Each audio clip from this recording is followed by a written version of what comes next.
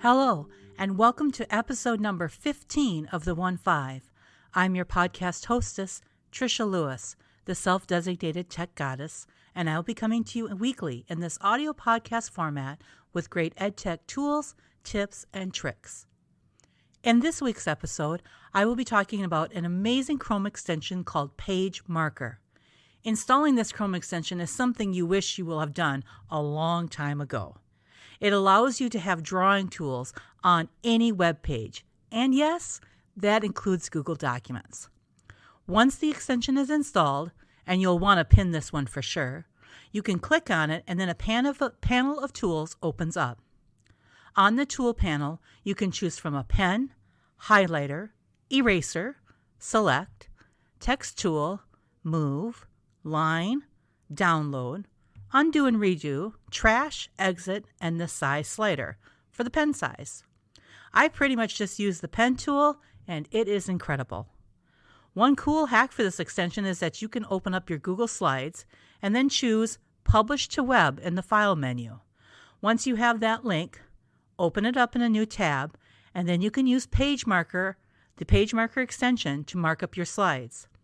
This is better than just presenting the slides, as that goes into a full screen mode and you can't access the extension during that full screen mode. After you've made your marks on a slide, you'll have to clear the ink once you move to a new page in your slide deck.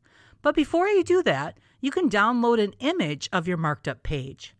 Those images then can be loaded into your LMS for reference by students. You can also combine Page Marker with Loom and make great screen recordings with all the markings.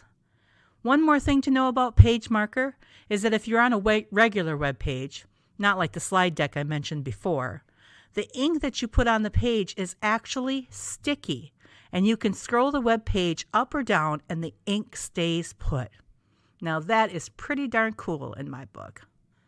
I encourage you to try the Page Marker extension and then share it with your students, as it gives them a great way to do annotations anywhere on Chrome.